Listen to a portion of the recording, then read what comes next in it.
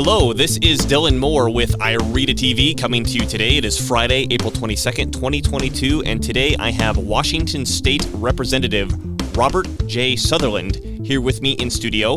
And Representative Sutherland hails from the 39th Legislative District in Washington, and I wanted to get him in here today to discuss a variety of issues. However, before we do that, I'd like to thank you, Representative Sutherland, for taking the time to come in today and do the interview. Hey, Dylan, I appreciate you having me in, and I look forward to the discussion. Absolutely. So the first thing I always got to know, the personality, the intention. What do you see as your specific primary goal being in the legislature? Being elected? Yeah. Well, I got into politics because, let me back up. Yeah. I'm an Air Force veteran.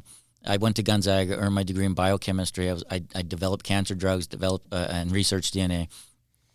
When I retired in 2009, things in the country were very disturbing to me. The trends that we were all seeing with the economy and the elections and in politics, it was ugly as can be. Mm-hmm. That really woke me up. That's when I really started paying attention to what's going on and realizing that I was part of the problem. How are you part of the problem? In that I wasn't involved. Mm-hmm. You hear about soccer moms. Well, there's soccer dads, too. Mm-hmm. My wife and I both put everything we have into our families, raising our kids, listening to politicians, helping politicians, watching what they do was not on our radar. And that was part of the problem. Too many Americans do that. It's such an ugly business. They tune out like I did. Mm-hmm. So I got in. I started going to my first Republican meetings back in 2009. I started getting myself involved. That evolved into running for office. Now I'm an elected official. So I'm that typical guy down at the end of the cul-de-sac that no one's ever heard of. Got myself involved in politics, and here I am, an elected official now, representing 157,000 of my constituents in the 39th. Right, and so being in that you got the position now. You've been in how long? When did you get elected again? November of 2018. My first session was January of 2019. Got it. So being in this position now, what do you see as your if you had to pick one primary goal specifically, what would you say your goal is being in the legislature? There are several. You can't pick just one. There's give me the top three. But having said that, what I'm working on right now and for the last over a year probably, it's very important, is election integrity issues. Mm-hmm. We have serious problems in our elections throughout the country, but even here in Washington State. We're special here in Washington, aren't we? Yeah, we're very special. Everything that people are warning about across the country, drop boxes, mail-in ballots, and everything that one state does this, one state does that. We do it all. Right. We do it all. And the time I've spent looking into this issue, we have discovered some of the weaknesses, the vulnerabilities of our system, and I'm still working on that now. Without fair elections, let me be clear: Democrats in Washington State are cheating on our elections. Mm-hmm. Period. I've got the proof. We're gathering it. We're getting ready to call for an audit in Snohomish County. Awesome. So that's that. Now, but sorry to interrupt. Are there also some Republicans cheating in the state of Washington? I'm sure there are. Okay. I'm sure there are. You don't have the proof on that one yet, though. The systemic cheating. The systemic vulnerabilities of our systems are being taken advantage of mostly from what I've seen. We're knocking on thousands of doors. From what I've seen, mainly coming from the Democrat source. Yep. They're out there talking with registering homeless people. Nothing wrong with that. Okay, they're out there registering homeless people to vote. Then they gather the ballots. Yeah. But the homeless people never get their ballots. Mm-hmm. That's collected over here somewhere else, and someone's voting on their behalf. And these are typically left-leaning organizations that are doing these voter registration. So the right does it too. They register people to vote, but they don't have the ballots coming to their headquarters in Everett. Right. Okay, that's the difference that I'm seeing. So I am seeing cheating. There are systemic problems with our voting systems in Washington State, and the $64 million question is, well, how much? Like, is it a little bit of cheating or is it a lot? Yeah, is it 1%? Is it 5%? Is it 20% of the vote? And so I had a conversation with Garth Feld, the Snohomish County auditor, mm-hmm. and I asked him about, so another way that we have a systemic problem is that if you're here on a student visa or a work visa, if you're here and you're undocumented, every one of those classes of people, they go in and they need to drive. They need to get to school. They need to get to work. They need to drive, so they get a driver's license. When you apply for a driver's license, the Department of License and other government agencies, they automatically put you on a list to become a registered voter. They send the list to the county auditors, and as long as one of three pieces of information matches their records, the county auditor's records, which is a driver's license number, last four digits of your social security number. Yeah, each of those do not verify the legal status of a citizen or of the person. But you can register to vote in Washington State with that. But yes. You are automatically, without your knowledge, you just went to get a driver's license. You're automatically a registered voter, and you are sent a ballot. And so I'm having a conversation, a 30-minute Zoom with Garth Fell, the Snohomish County auditor, and I brought that to his attention. I go, surely you must be checking for legal U.S. citizen status because that's the law. Right. That's the Constitution. That's what it says. It demands. He goes, my hands are tied. I can't. I'm not allowed to. Because discrimination, or other, yeah. If the RCW is, Robert, if one of these three pieces of information matches my records, they're automatically registered to vote. So my follow-up question, I go, Mr. Brooks, or excuse me, Fell, Garth, how many are voting?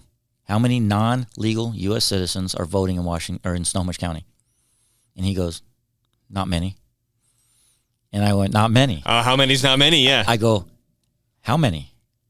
And I don't know. I go, so you don't know if it's not many? I go, that's why we're talking. Mm-hmm. We have systemic problems in Snohomish County and throughout the state. I don't know every county. I only know Snohomish County the best. We have systemic problems. We have people who are not legal U.S. citizens voting. You don't know how many. I don't either. That's why we're talking, because every illegal vote that's cast by someone who is not a legal U.S. citizen, every vote that is cast disenfranchises a legal U.S. citizen Absolutely. Who turns in their ballots. And they're knowing this. They're seeing what's going on, and the legal citizens who are voting are getting very upset. They want me to do something, and they're at a point where, why should I vote? My vote doesn't count. You get all these illegal votes that just cancel my vote out, so why should I continue voting? And I'm fighting that mentality every day. Mm-hmm. But now, so back to your question, what's number one? That's what I'm working on right now. I spent the most of my time in the last 12, 18 months since the end of the last session 2 years ago. I've spent significant time on this issue. I've traveled to Maricopa County, Arizona to kind of get a feel for what they were doing down there with their audit. I've been to South Dakota at a cyber symposium, which was an event put on for elected officials across the country. Elected officials and their staff go to this, and they had cyber experts and security people. And my whole point was, I realized I don't know the first thing about our election systems in Washington State, let alone Snohomish County. Mm-hmm. You vote and you put it in a box and you hope it gets there, and you hope it gets counted right and it doesn't get intercepted, and and you trust the system. I mean, I knew there were people that were voting twice or minor discrepancies. We all know that. I did not know. So I spent the time traveling and learning. I did not know how bad the problem was or is. And it's bad. It's bad. It's way worse than I ever would have thought. And I want to follow up with you on, I'm familiar with the RCW that you brought up, which says as long as one of these pieces of information check out, then they get registered to vote. In the state of Washington, if you register to vote, if your driver's license matches up, which you don't need to be a U.S. citizen to get a driver's license number, or if the last four digits of your social security number match up, you get registered. And even if you don't have either of those, your registration application doesn't get thrown out. You become provisionally registered to vote, right? And then they send you a follow-up mail that says, hey, can you provide us with one of these pieces of identification? And on there is stuff like bank statement or utility bill. Yeah, your PUD bill or something. Yeah, if you got a PUD bill, that is good enough to vote in Washington State. Yeah. And good thing we've got that agency that checks and makes sure that, goes back and checks to make sure that all the people who are voting are legally registered to vote, right? Yeah. So yeah. That agency that doesn't exist. It's bad. It's worse than I thought. We're still wrapping up. We're still knocking on doors. And the data, thousands of affidavits have been gathered. Sworn affidavits, meaning, and there's all kinds. But for instance, you knock on a door, and They gather the data. They know what doors to knock on, that there's something not, records don't match, the address is wrong or something. So they knock on these doors to find out, well, who lives here, and did you vote from here? What is your name? Such and such. Do one of these 10 people live with you who also voted from here? Yeah. Yeah, and they're finding a person. They go, no, I've lived here for 18 years, and I don't vote. I don't vote, and there's no 10 people living here or whatever. Right. Well, would you mind signing an affidavit stating that you're the only one living here, you don't vote, and there's not 10 people here as well. And they've gathered that data, so there's lots thousands of them. Yes, thousands. Yeah, because you got Skagit working on this as well, Skagit County, and then Snohomish. They're sort of working in harmony, but doing separate, their own. And I forgot how many each of them have, but combined at least it's several thousand. And I know there's more counties than that working on it. I had a couple other people in here talking about the efforts that have been going on, Glenn Morgan and Bill Brock, that there's a lot of people working on this in the state, and they're finding a lot of anomalies, we'll call them. Yeah. I call it, can I use the fraud word? You can say whatever you want here. I'm not going to censor you. Yeah, when people are doing what we've just described, you're using someone else's address, or see, yet another way the cheating is going on.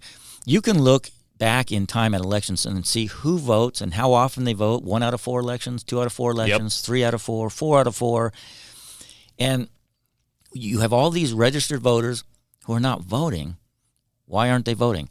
They're the people I just described. I was getting calls almost every day, Facebook messages, emails, texts from those very people. I'm here on a work visa, and I got a ballot. What do I do with it? Right. They're scared. They go, if I vote, I don't want to lose my, I'll never be able, I'll be a felon if I vote. How come I got a ballot? They're absolutely terrified that they're getting ballots. Well, what that does is it pads the registration rolls with a bunch of people who probably aren't going to vote. Mm-hmm. And people are voting on behalf of them. Because you can call up your county auditor and say, my dog ate my ballot, can I get a new one? You can print a ballot off on your own printer. And you don't have to prove. You don't need to log in a password. You need the name and the birth date. That's right. Yeah. You just need 2 pieces of information. Say, yeah, I'm John Smith, and you can either go in, they'll give you a ballot, or you can, I'm here, and you can print them off your own printer. You can. And so I'm referring to that as like a credit card limit. They've got all these excess registered voters who don't intend to vote. Who don't intend to vote. You can go back in history and show where they don't vote, and that credit limit is the limit that they can cheat if they want to. So if they've got a particular candidate and that candidate's down by 1%, and let's say 1% is 1,000 votes. Well, let's start printing these out. Yeah. Then they send their team in and they start gathering more ballots, and they can vote on their behalf. Now, do I have specific proof that has happened to a particular candidate? I don't have that yet. The fact is, it can be done. It can be done. We want to find out, has it been done to a particular candidate? You mentioned Bill Brook. He lost by, 700 votes? When I ran for Congress in 2014, I was up by a quarter of a percent. Mm-hmm. It was razor close, 4 counties. I forget how many registered voters are in 4 counties in the 1st Congressional, but it's hundreds of thousands. Mm-hmm. And I'm up by 700 or 900 votes. And over 3 days, the next 3 days, it whittled away, and I lost by 700, 800, 900 votes. All these votes just came in from the mail, which theoretically could possibly happen. It just seems weird that it just happens over and over and over and over and over again. That trend lines switch, and they go the other way. Now, I'll be honest. In 2014, I didn't give it a second thought. It's like, well, okay, mail-in vote. Lost, yeah. Yeah, I lost, and didn't question it. It didn't feel good. It's like, I'm a scientist. I'm familiar with data, and it went against the trend line, and I'm like, maybe a bunch of left-leaning people just decided last minute to mail in 1,000 ballots. They did. Yeah, 2 left-leaning people at the last minute decided to mail in 1,000 ballots. And it would have to be, it's more than 1,000 because I was up by 900. You'd have to, if it's a 50-50 race, you would need to change the trend line and overcome the 50% that are voting for me. So it'd be like 5,000 ballots. Right. That would change the trend line and then go in the other person's favor. It typically doesn't happen, but I was the guy trusting the system. I'm not accusing anyone of cheating back then. I don't know. That's the problem. We don't know. Well, I think we could liken it to the fact that because the system is beautifully set up where there's all these avenues to cheat. we just described a very, very easy one. I can literally log in with your name and your birth date, which I'm sure I can find on Wikipedia, right? And cancel your ballot and vote for you, and you would never know. That's easy.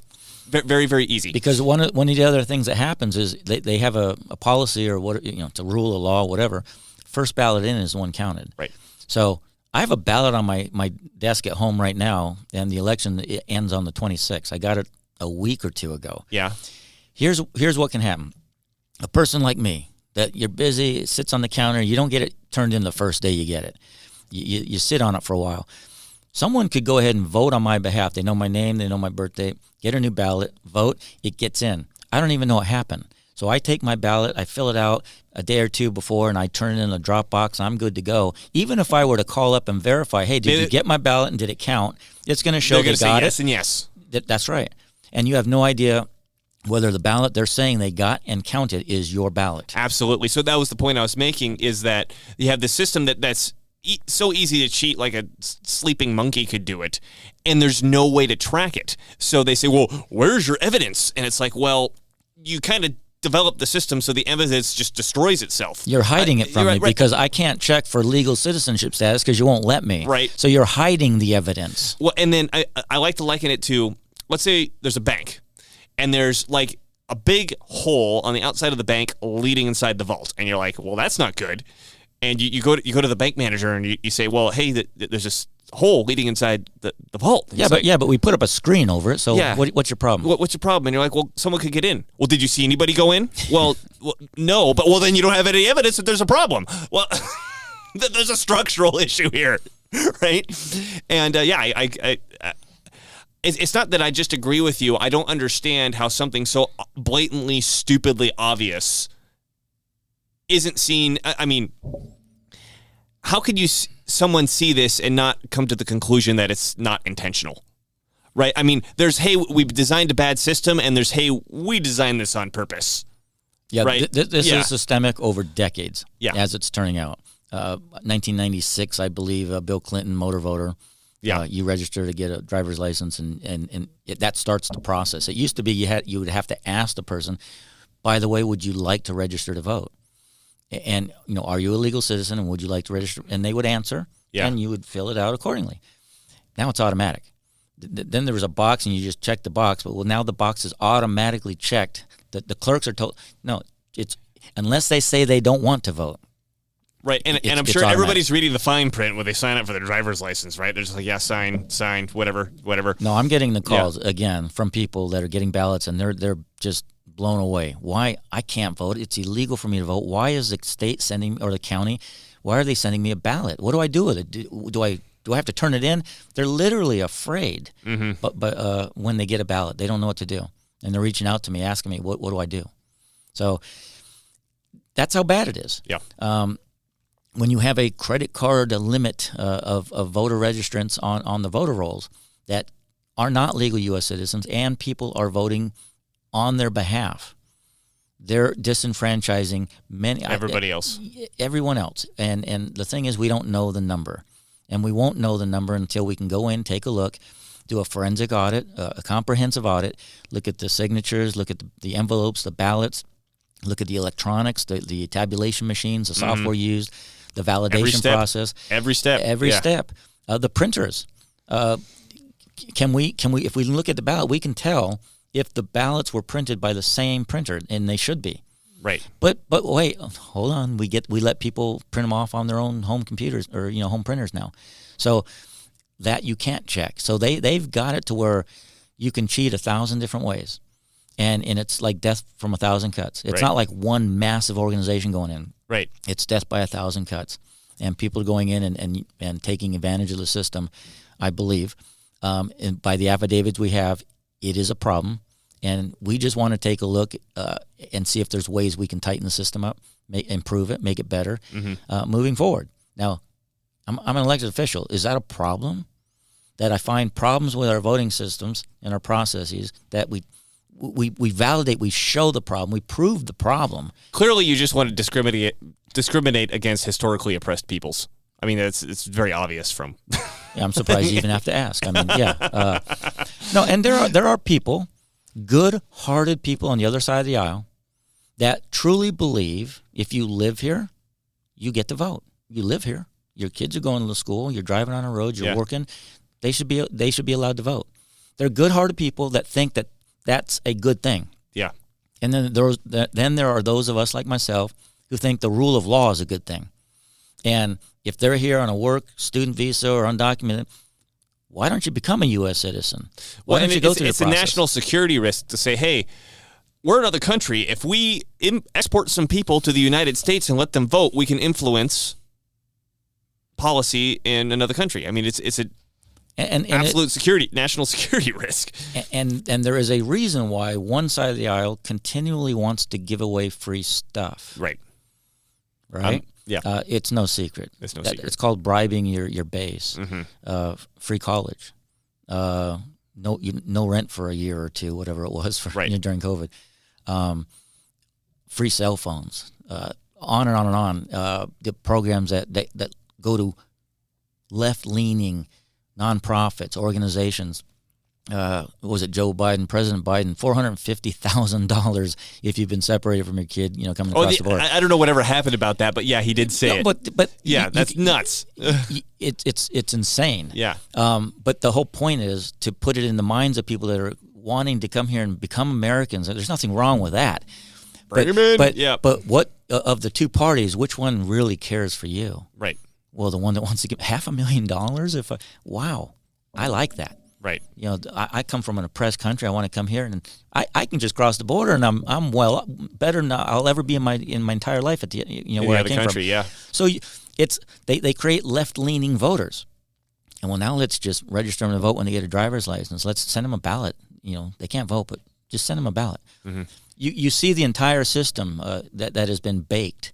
The loopholes that you can drive Mack trucks through. Yeah, just like the few that we talked about right here. And that is the system. And of all the loopholes, Washington, I don't know every state, but I would say Washington is at least the top 5 in most vulnerable to allow people to come in and take advantage of the loopholes. And that's where we're at. Unfortunately, it's Washington State is one of the worst for election integrity.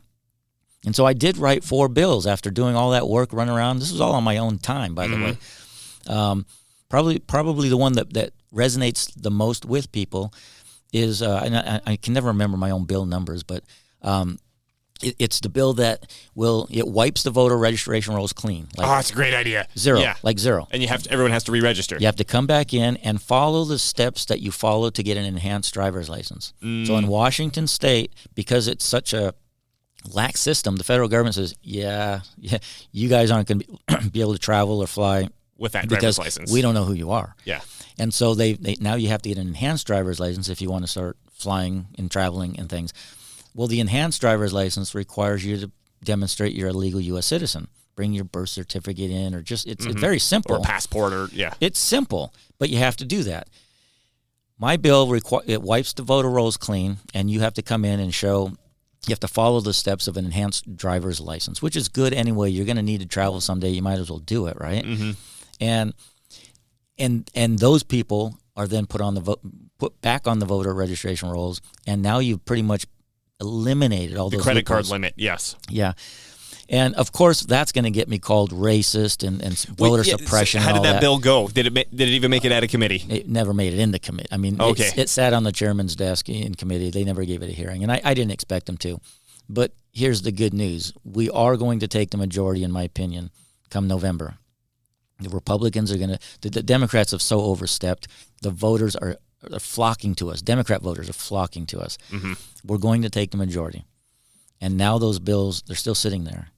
I've got a property tax cut bill. You got them all. You got them all ready to go. Yeah. I'm counting the months until we take the majority.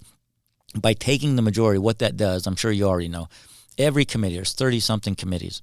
Every committee is chaired by the majority party, a member of the majority party. Right now, that's all Democrats. They run Olympia, the House, the committees. They run everything, and they give us some scraps now and again, just to act like they're playing fair. Mm-hmm. That will reverse, and it'll be a Republican Speaker of the House. It'll be Republican chairs on all the committees. And those chairs are the ones that decide what bills get hearings or not. You're going to start seeing some good bills coming through Olympia when the Republicans take majority this coming November. You're going to see some very good Republican, dare I call it a conservative, but we've been so left leaning for 40 years. You're going to see a change, a change in that, and we're going to bring some sanity back to the state, which will benefit everybody. Yeah, that's the most frustrating thing here is that even you find some people who are on the left and are like, no, I'm trying to help you too, like. Your rents are skyrocketing. If you're a renter, they're skyrocketing because the government won't let us build houses. And they've made it so hard for people that own houses to rent them out. They made it so hard that they don't want to. They're out of the business. Yeah. Rentals are drying up in Washington State. Now, when you have fewer and fewer rentals and you've got the same amount or more people needing to rent, prices shoot through the roof. These are problems that can be solved easily by the government getting out of our way. Let us build some houses. And so, not everyone wants to live in Everett in condos. I'm out on 5 acres in Granite Falls. If I lived in Everett, where would I put my horses? Mm-hmm. Where would I put my shop? Right? People, that's a good quality of life issue. And they lean towards densification. They want everyone living along the I-5 corridor and taking the light rail and mass transit. They're making it harder to drive cars, making it hard to own property. They're making it very difficult to have a rental, the lord of the land renting, right? It's the evil renter guy, landlord. So they're getting out of the business, and it's hurting the Democrat base. Democrats aren't stupid either. They see what's going on. Mm-hmm. They're flocking to our sides, and this is ridiculous. I wanted to change the subject, but it's going to wrap into what you were just talking here soon. Wrap into what you were just talking about here soon. So I want to talk about children and education. So last year, I think it was last year, two big things happened in the national news that really brought the role of parents in relationship to their children into light. The first one was the Virginia gubernatorial race, where I can't remember the guy's name, but the Democratic incumbent live at a debate said something to the effect of, well, I don't think parents should be telling schools what they should teach their children, right? Which I think lost him the spot. And then the National School Board Association, I think I have these details right, the National School Board Association writing a letter to the Department of Justice asking them to view parents who show up to school board meetings as domestic terrorists, right? So that's pretty bad. And in Washington... Well, to touch on that point, by the way, I'm an insurrectionist, by our governor. I'm called out by him almost by name. The representatives, the Republicans that went to South Dakota to go to cybersecurity... Yeah. That made you an insurrectionist? Is just prolonging and encouraging the insurrection of January 6th of whatever year, 2020. I'm apparently an insurrectionist. Moms going to school board talking to their domestic terrorists. They're domestic terrorists. Yeah. Yeah. This is what they're doing. They're creating a system.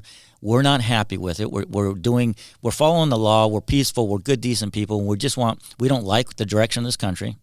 You're coming after our kids. You're coming after our properties. You're coming after our guns. They're coming after everything that's good and decent and what makes America America. And they're systemically degrading and making outlawing things. High capacity magazines. And parents, I call them the mama bears. They're rising up. Mm-hmm. When it's one thing come after me, my personal liberties, my magazine. That's bad enough. But it's go after the kids. Yeah. When you come after the kids, Mama Bear's rising. Mm-hmm. They're rising in mass. They're showing up to school board meetings. They're running for school board. They're winning. We do see a wave happening of Americanism, if you will. Mm-hmm. And the left will point to that. Domestic terrorist or you're a racist. It's not working that well anymore. No. They've overplayed that hand. Yeah. We love our neighbors. And we don't ask people for their ID. We don't ask, if our kid can play with that kid. No. We love our neighbors. We're the most welcoming country on the face of this earth, I think. We're like the nicest, most welcoming people on the face of the earth. We're a good, decent, happy people. And right now we're being a lot of the population. They're being oppressed by the left and their policies, and it's hurting the left. Good union jobs are going away when they attack our refineries here in Washington State. The carbon tax. So gas prices are going up. These policies that they're implementing in Olympia, they have these grand goals of let's save the environment and the world and the globe and global warming and all that. They're killing us. They're killing their own base. Killing, that's a strong word. They're hurting their own base. We understood the metaphor. Yeah. Yes. It's hurting their own base. Killing their support. There we go. There we go. And they just they're tone deaf. They're just hell bent, if I may, on implementing these policies that hurt everybody.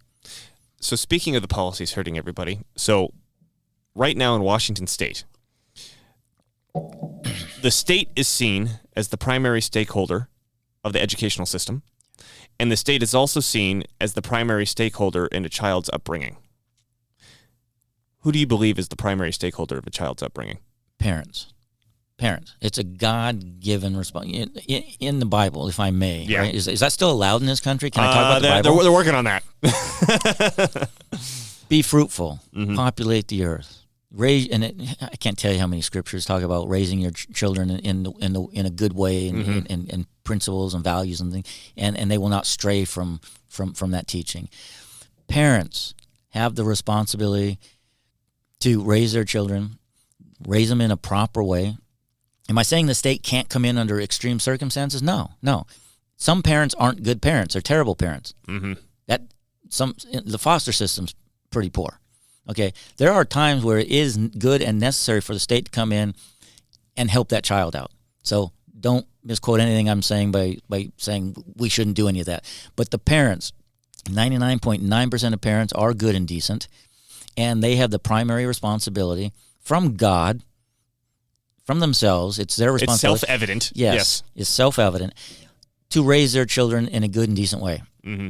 When the state, over time, it's been decades, it might maybe 100 years, through education, mandated education on the federal level from whenever that happens, before my time.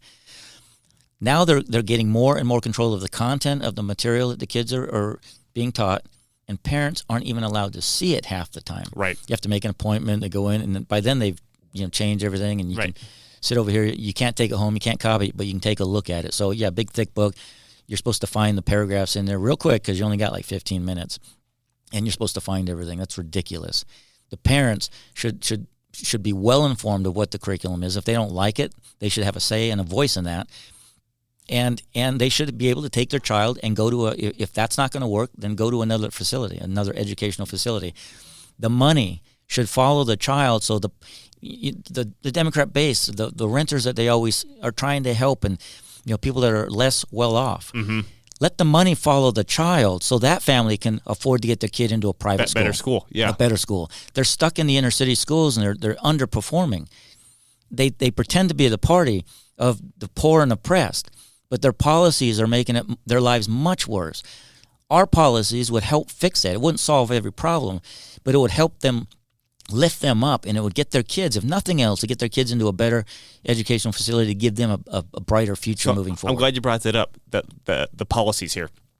What would it take for Washington State to change its policy to make parents the primary stakeholders over their children's upbringing? The next election. The next election? The next election. Okay, so that leads to the next question. What's it going to take? Now, do you think the House and the Senate are going to be flipped, or just the House? I'm less familiar with the Senate. I can't honestly answer that. Let's just say the House flips. Once the House flips, what can the GOP do?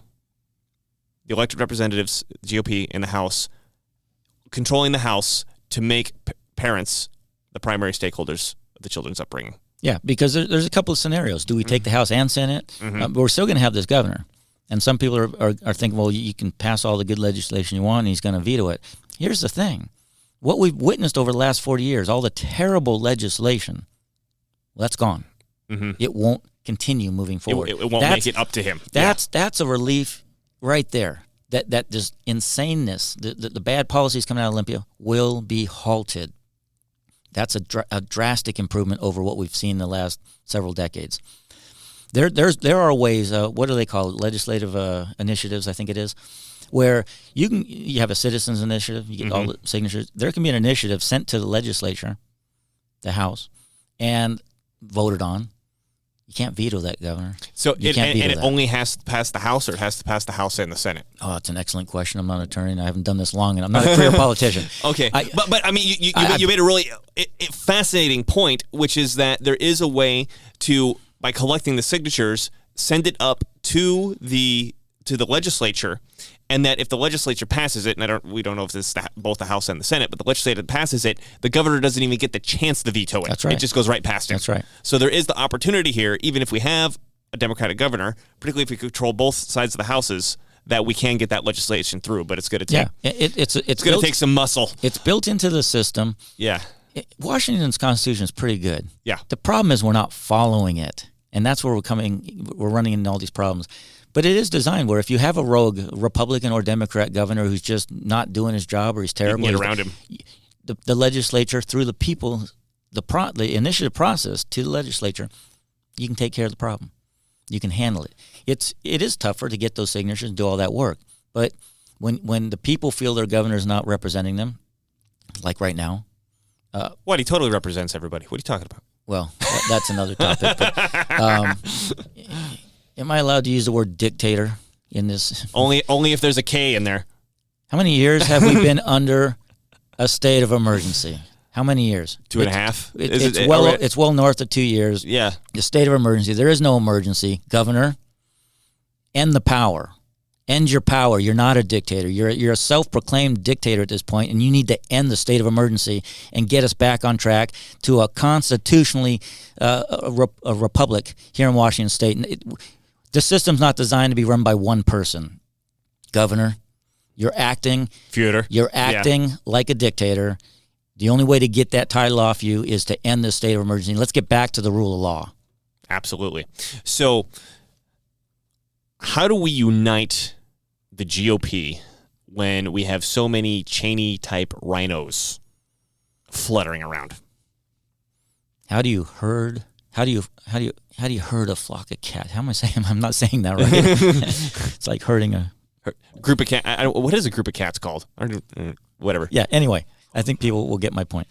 That would be the next challenge when Republicans are in the majority, because now everyone knows we're all different, and we're not. It's not like if you're a Republican, you're this, right? We're all different. There's a spectrum. We're all different, and so now you're going to get a bunch of people that are different going in, knowing they can get bills passed, myself included. Property tax cut, election integrity bills. I'm going to go in there with full expectation, like, hey, Representative X, do my bills get a hearing? You know, are we going to move forward with these? So we're going to have our own expectations. The odds dramatically increase when the Republicans take control. Dramatically increase for good legislation to come out of Olympia. Does it guarantee it? No. It might be that some good bills are sitting there, and either there's too many bills. You can't. You have so much time. The clock is ticking when we go to session, and it is tough when you have every representative writing 10 bills, and that's 1,000 bills. That's hard to move that through the process in a timely fashion. Right. You have to have public hearings. You have to have testimony. Then there's debate. You have to have time to move those bills through, and it takes time. Sometimes hours long for just one bill. So it doesn't guarantee that all good bills are going to make it through. Some might die because you ran out of time. Yeah. They were slated to be heard, but there's just not enough time to have a public hearing and to be able to do that. So they die, and that could happen to my bills. It could happen to others, and it will happen. Mm-hmm. But you just got to keep.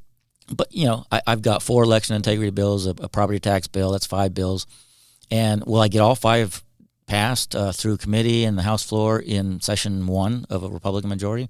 I'm going to try, but if I got 1 or 2, that's better than none.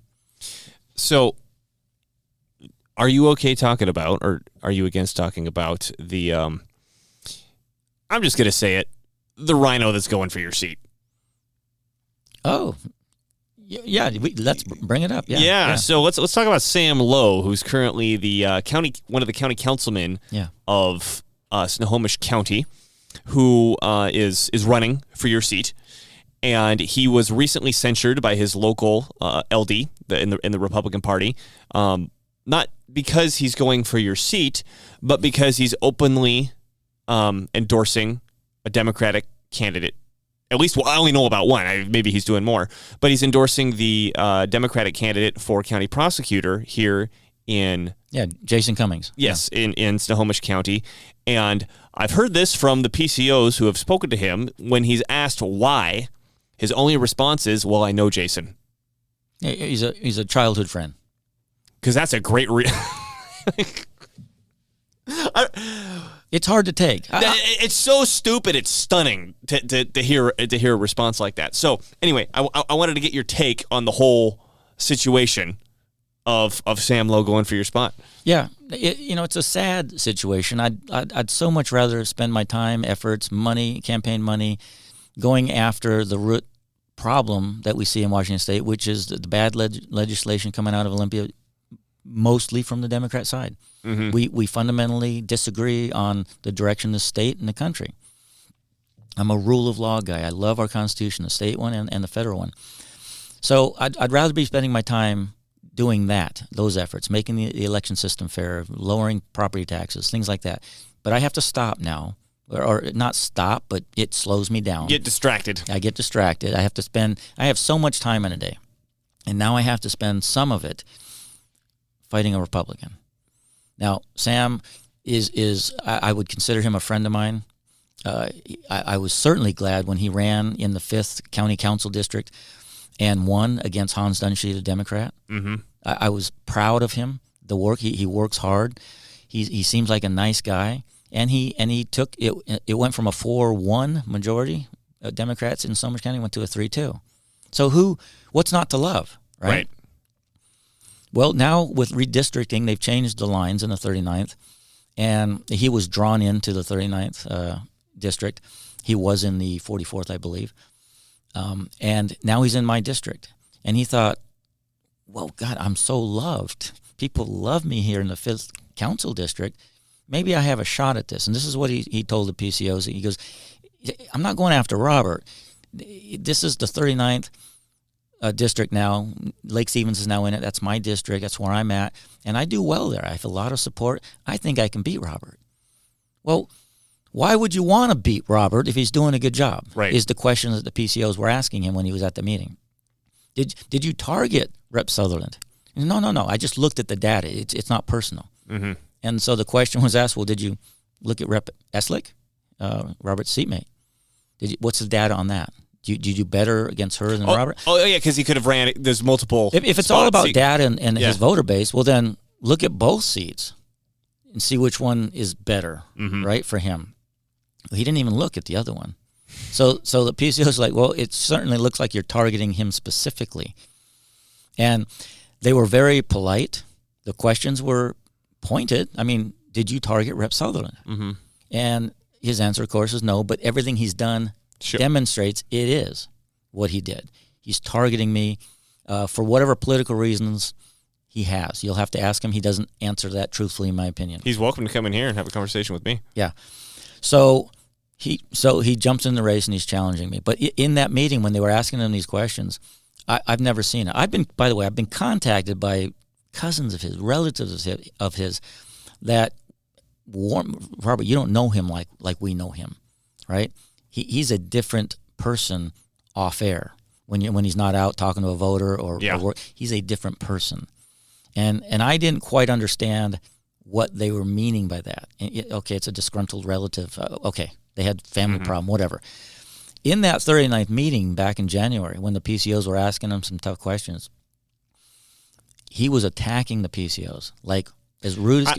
Some of my friends are PCOs in that meeting, and I heard the story. But please tell it for everybody. Yes, he was belittling the questioner, the PCO asking the question.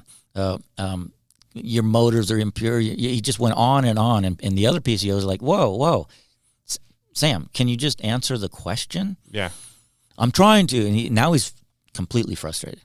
I'm trying to. If you'll just let me finish, and they're like, well, go ahead, finish, but stop belittling the PCOs. And he just continued to belittle the PCO, and then they let him go, and then he just stopped. He belittled them for a minute or two or three and stopped. And they're like, you didn't answer the question. Yeah. He takes it. He has some papers and books and whatnot that he had there. And he slams them on the desk. He says, this is bullshit. right? You're right, Sam. That's what we're saying. Yeah. And he didn't say it once. He didn't slip. He said it 4 or 5 times. We have the audio. Okay, we have the audio of this meeting. Oh, maybe we should get it and put it. And he ends up looking. He stands up. He looks at the PCOs. He says, "I don't need you guys. This is bullshit." He slams his books on the table and he storms out. That's the story I heard from my friends. Okay. Again, if you question anything I've just said, we've got the audio. I've actually never heard the audio, but I was at the meeting, so I know what happened. Yeah. And the audio will back that up. Telling your 39th LD PCOs who you want to represent that you don't need them and that good luck. That their questions, their concerns are bullshit. And then you go on to endorse the Democratic candidate for the county prosecutor. Yeah. And not only endorsing a Democrat for prosecutor, that's a terribly important position in Snohomish County. There are several, but that's one of them. He's endorsing the Democrat over the Republican candidate. Yeah. The good Republican candidate. He thinks it's a good political move to endorse the Democrat. So the PCOs in the 39th, that was a January meeting. I think it was in March. It was the next time they met. I might get my months wrong, but whatever. They censured Sam Lowe. Yep. For multiple things. Attacking a fellow Republican by trying to undermine him and defeat him when in fact, according to them, I'm doing a great job. One of the best representatives they've ever had is what they tell me. And you're trying to undermine him. And you're not the best in the council, by the way, Mr. Lowe. And you want to undermine him. And so another question that was asked before he stormed out was, so you're going to give up $120,000 position at the county council to take a $60,000 position in Olympia? You're gonna do that? Are you going to be 2 people at once? Yeah. You know what he said? He says, well, no, I think I can do them both at the same time. He's going to try to hold on to his full-time county council position while he becomes a state rep. I'm telling you, I've never been busier in my life than being a state rep, but I work on my own time. Is that even legal? I feel like that can't even be legal. They brought out a case where there's some small town, I don't know, city councilman that held another elected. So apparently it's legal. But when voters find out that this guy, so part of his justification was, I think I can do both. I really only work about 3 hours a day on the county council. You told me that before this. That's so hilarious. I'm making $120,000 a year and on your dime, and I only work 3 hours a day. So I think I can fit it in taking this other position. Now, when you're in Olympia, we work 22 hours. We work till 6. We start at 7, 8, 9 in the morning, and we've gone till 6 in the morning. Yeah. Now, I'm not sure how you're going to handle your council Zoom meeting that day or whatever you're doing in council in your committees. There's no way. You have to. We have firefighters, policemen, we got teachers, they become elected officials. Their employment, let's say it's fire department or police, they allow that person to take time off to become the legislator. And because it's fast paced, it's busy, you have to have all your concentration keeping up with bills and committees and all that. Sam, you're going to take 3.5 months off your $120,000 county council to be a state rep? When voters find that out, those that are, in fact, in the 39th meeting, another story to tie this in, sorry. One of his people that came with him there, I won't mention the person's name, I like the guy, but he's wrong on this one. But he came in with Sam Lowe and his people. He didn't know Sam was planning to keep both jobs. He thought he was just going to let this one go and go over here and, hey, boy, that shows a good heart. You're going to give up a high-paying job and go take this other one. Yeah. When the look on that guy's face when Sam says, no, I'm planning to keep them both. I wish I had a video of that. Yeah. When voters find out that Sam Lowe is going to try his best to take out a good, solid Republican with a great voting record, and I work my tail off on my own time for voters, he's going to take that out to become a part-time, just 2 months out of the year instead of 12, which you get from me. Yeah. And you spend 3 hours at your $120,000 gig in Snohomish County. When voters find this out, and they're going to find it out, they're gonna flock in mass. They're already flocking in mass to me. I can't tell you how many people I've had come up to me, say, Robert, love Sam Lowe, donated to his campaign, put up signs for him.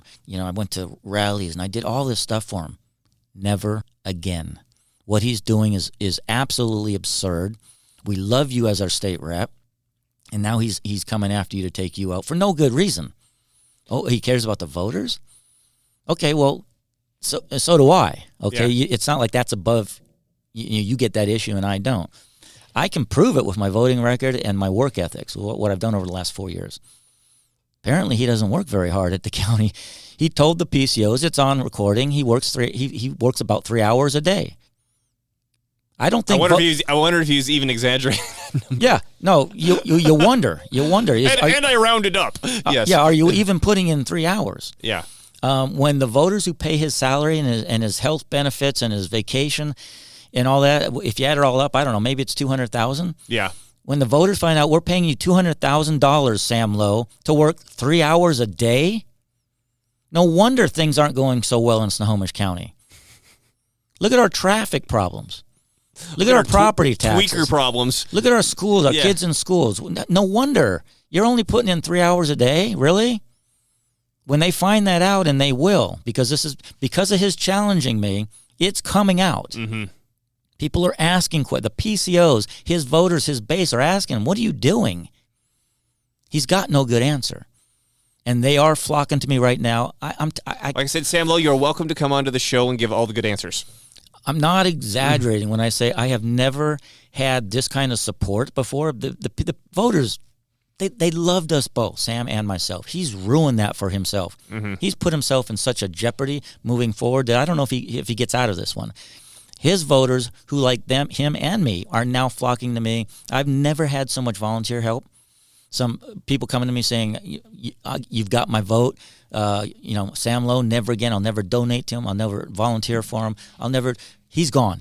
I'm done with him. Mm-hmm. What do you need, Rep Sutherland? I've never had so much, money that's coming in. I'm never the rich candidate by no means, but I have more money starting out than I've had in any race I've ran. I've got more volunteers. The crew I've put together is phenomenal. And because we just got out of session, 6 weeks ago, it has taken that 6 weeks with these other issues I have to deal with. We're now at a point where we're ready to rock and roll. That's awesome. I've got my literatures, I've got my signs, I've got my crew together. You're going to see Rep Sutherland getting out there loud and proud like you're used to seeing me. And we're going to accept the challenge. And we're going to go into the August primary, and I will win this. Hell yeah. And then this discussion of the, let's call it, character assessment of Sam Lowe based on his actions leads me to another question. And I know Sam's not in the legislature, but he is in a legislative position. Why is the internal culture of the legislature, the way that they act and the way that they talk, different from the external culture? You're talking about Olympia? Or specifically Olympia, but I mean, I think it kind of extends to council or whatever. But yeah, let's talk specifically about Olympia because that's where you're at. There is what I see as a disconnect. Mm-hmm. Again, Republicans, we're all different. I don't expect anyone to be like me. I am a little different. I think I'm louder than the average. I'm proud of what I stand for, and that's not everyone's style. Some are. Some I look up to. I won't mention names, but Rep Hoff, mm-hmm. Larry Hoff. He's a good guy. His style and mine are probably about as opposite as you can get, but he's a good guy, and I like his style. Mm-hmm. I don't try to get him to be more like me, and he doesn't try to get me to be more like him. He has his style. It works. I like it. It's effective. I have my style. I think what I'm doing is working. I've got what I estimate 2 million followers in Washington State. Others don't have that. Mm-hmm. So is that good or bad? Well, you decide. I don't know. I'm not saying it's good or bad. It's the reality of my style in Olympia has garnished or gathered me support like I've never seen before. I did not expect this. I did not attempt to create this. I didn't do it. My style was not created so I can gather an army. 2 million people in Washington voting, supporting Rep Sutherland. I didn't do that. It just happens. I'm the way I am, and this is the result. Mm-hmm. And I have tremendous support being who I am. But not everyone's pleased with that. Not everyone likes my style, and they resist it, and they fight it, actually. And we see that going on at the county level in my district and in Olympia. I don't know if it's a natural process, people being different. You have a group and you want everyone to be kind of the same. Is it that you're different, or you're not as controllable as they'd like. I've never been a very good person to be controlled and manipulated. Mm-hmm. That's again, is that a good quality or bad? I don't know. It's a good quality. I don't know how to chalk that up as a bad quality. But well, it's in the military, and you follow orders, right? Okay. Well, I mean, yeah. So in certain aspects, yes. Yeah. But I like the fact that I'm independent. I was a scientist. I'm very comfortable in the lab working by myself, and I'm very comfortable working in a committee with other scientists, on a project. I'm in politics really the same way. I'm very confident and comfortable working on my own for my constituents. I go to Olympia, and you hear the talk of our a particular bill, and here are the stakeholders, right? The hospital association, the school, the education, whatever the stakeholders. But you know what I never hear? We're the people. That's right. I mean, that's what I brought up earlier, right? Why aren't the parents the stakeholders? Yeah. In the children's education, right? But in my mind, I mean, I look at the list of stakeholders and okay, but I don't work for them. I work for the parents. I work for my constituents, those that are going to work every day, making whatever, maybe they're living paycheck to paycheck, but they're paying my wage. Mm-hmm.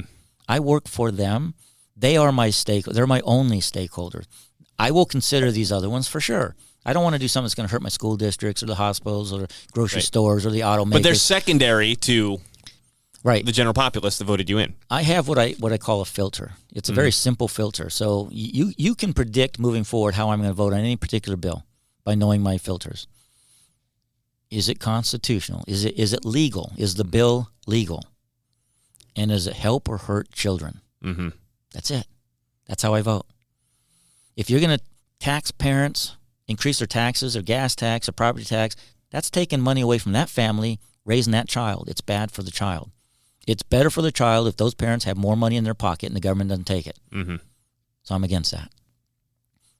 And you can just go on. Those are my filters. Is it legal, and does it help or hurt children? And now you'll be able to predict 99% of my votes in Olympia.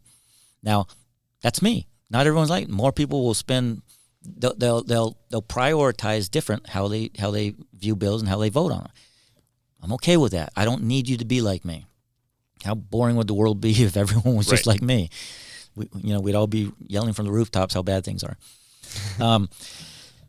And some might be able to yell louder than me, and that would be a competition. So we can't have that.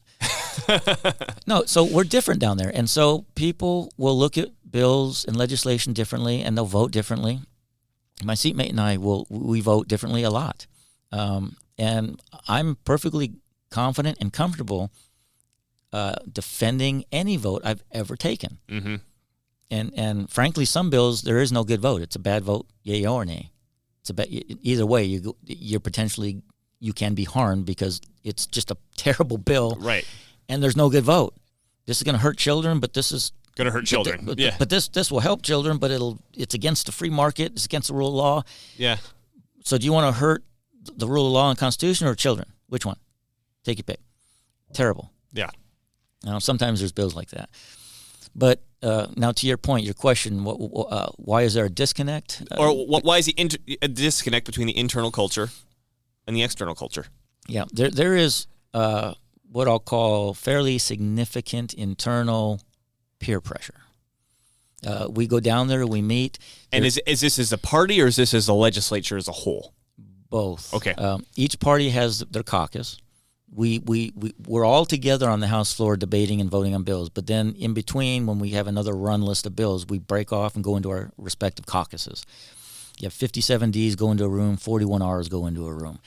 And that's where you get into the what some might call groupthink, or where you feel the need to kind of work as a unit. Mm-hmm. And nothing wrong with that, don't get me wrong. Sometimes the 41 needs to work as a unit to fight the 57. Right. You need to stick together at times. I'm not arguing against that at all. But it should never come to a point where if someone has a fundamental problem with, say, a bill, and the group is going one way, that person should never be forced to violate their principles, their conscience, their constituents in their district. Maybe their constituents in their district are different than mine, mm-hmm. and we have a fundamental difference. We should be allowed to vote how we want to vote. And you're allowed to. What you're saying is you shouldn't have that peer pressure, right? And there are some who vote their conscience and their constituents best they can, and it is different than the group on a regular basis. Happens. I'm pretty good, I've been told anyway, even by those that might not like my style, that my voting record is very consistent as a solid Republican. So no one has an issue with my voting record, Mr. Lowe. Nobody. Okay? So if you want a reason to come after a good, solid Republican in Olympia that has a stellar voting record, yeah, you have to create one because I'm a pretty good Republican, and my voting record is stellar. Can you find one out of like the last 4,000 or 5,000 bills that is questionable? Yeah, I can find them for you. Again, the ones where there's no good vote. Right. I can pick out my own weak votes on a couple of bills. But the peer pressure is there. The controlling, top-down controlling that happens. You know, you have leadership, and of course they're in positions of leadership. So their job is to unite us when we can and go in united against, say, a bad Democrat bill. And again, I applaud them for that. I'm glad they're doing it, and I'm not, because they have to work harder than I do in Olympia because they're managing that. But sometimes it can be excessive. When I'll give you an example. When they want only a couple of speakers to speak on a bill and they want everyone else to not spend any time on that, this happens. It happens, and sometimes it's okay. We all agree, like, okay, let's just get it through. It's a bad bill for us. It's a terrible bill. Let's limit the speaking. Let's get it. Let's vote on it. Vote no. Let's get out of here. Let's get on to the next one. I'm perfectly okay with that. There are other times where it's more of a hot potato bill. It might be a gun bill, might be a property tax bill, might be education, teachers unions, or where we all have our strong feelings. Now, when they try to pressure or peer pressure or encourage, members to not speak, I have a problem with that. I've had it happen to me. I've seen it happen to others, where the pressure not to speak, not to stand up, raise your hand, and speak on a bill that you want to go and represent your constituents. Bad bill. I want to be on the record. I'm against this bill, and here's why. And you're prevented from doing so. You're prevented, or you're pressured? Pressured. Okay. They can never prevent you, but they can. This sounds like high school clique bullshit. Yeah, yeah. and I'm just not the best person for that game. Right? Good. But that's what the constituents like, right? They love me for it. Again, I've got 2 million followers in Washington State. I never thought that possible, or how. I'm just not. I'm not a charismatic, movie star. I'm nothing. I'm just an average guy. I'm a scientist that got himself elected, and I'm trying to do the best job I can in the only way I know. And I had to learn this as I go, because I didn't have a way. I was never elected on a city council or school board. My first elected position is this one right here. And I had to learn about committees and how the process works. When I go back home and I'm talking to my constituents, well, how do you do that, right? Yeah. I had to learn everything from day one. And I've evolved into, this is me, this is who I am, this is my style. It seems to be working for my constituents, but it's not working for everyone else, or for some other elected officials. Yeah. Elected officials are concerned with me. Some of them. Let's talk about that. I want to talk about the recent drama of how you pinned the sergeant at arms to the ground in a impressive wrestling feat. Yeah, no, he's like 6'2", 200 pounds, and I'm like way younger, and you just took him down and grappled him up, didn't you? Well, you read the Seattle Times? Yeah. So, yeah. No, if you read or listen to Seattle Times, Ever Herald, Linwood Times, King, Como, if you were to listen and or read about that incident about me, you'd be going, okay, that's not the guy I know. Okay, that's terrible what he did, apparently. Yeah. Well, none of it's true.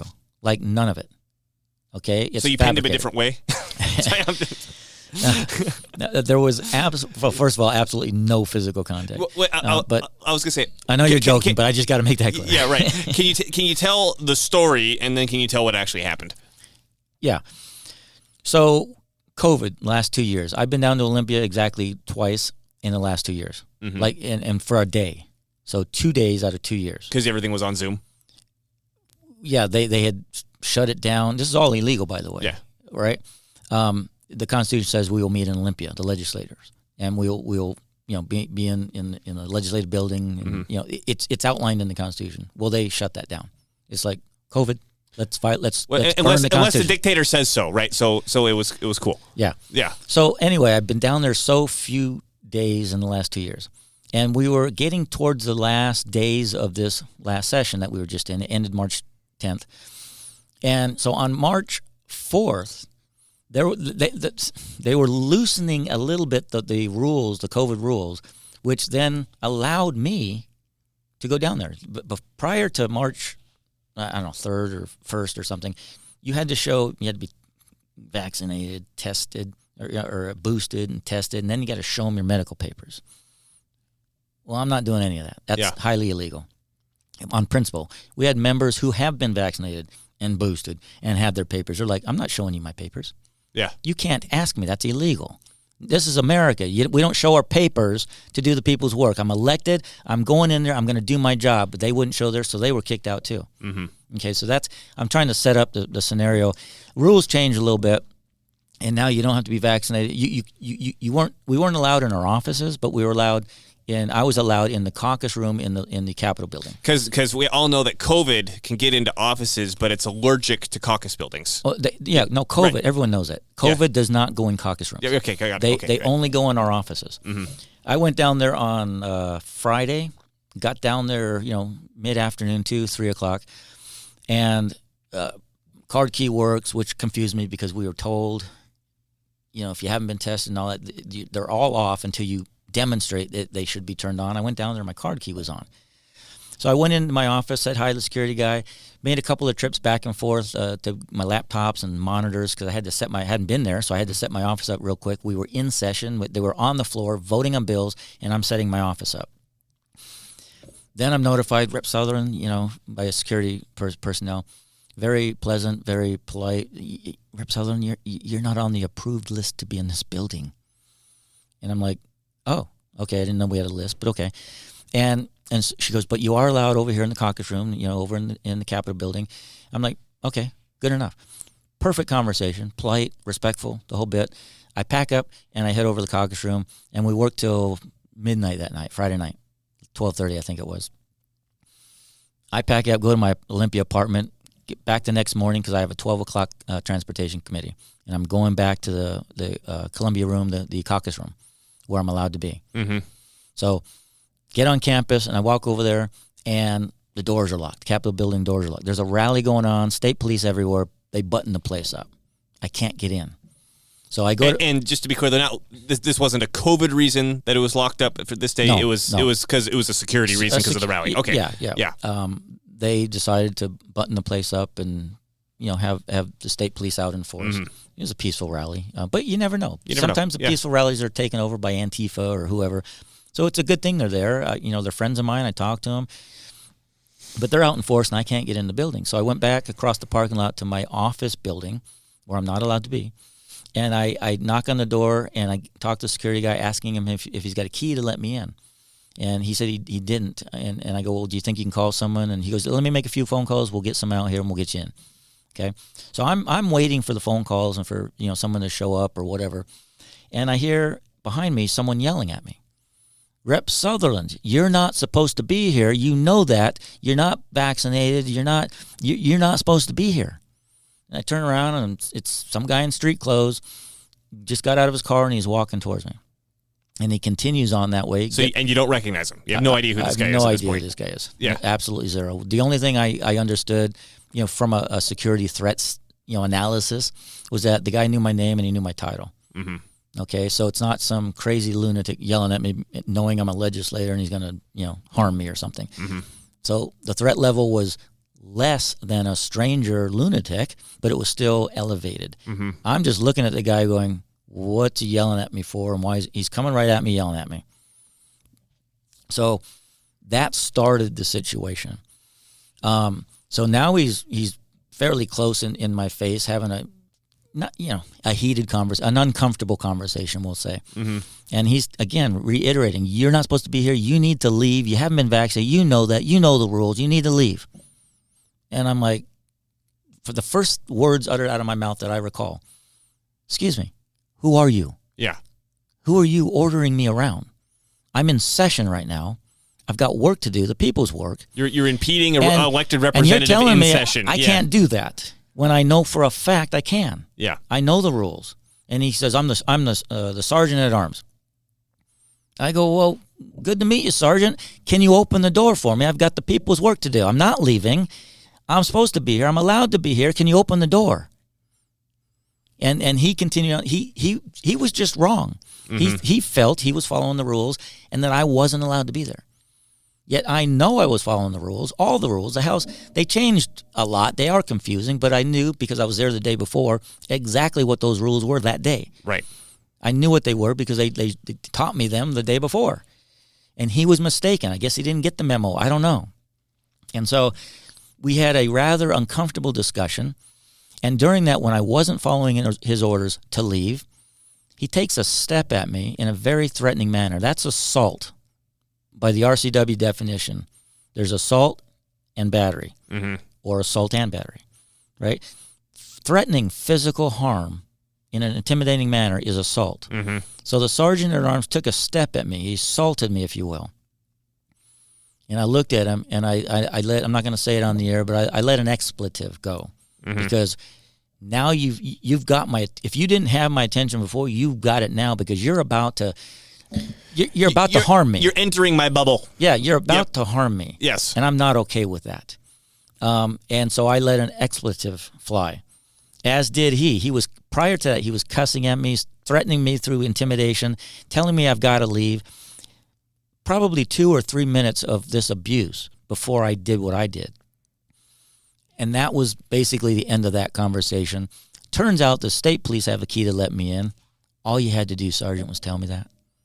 And we'd have never had this conversation. Mm-hmm. I went over to state police. They unlocked the door, and I got in. Okay, but we had that uncomfortable conversation between the sergeant at arms and myself. And what does he do the next Monday? So that was a Saturday morning. So Monday morning, he turns me in for cussing.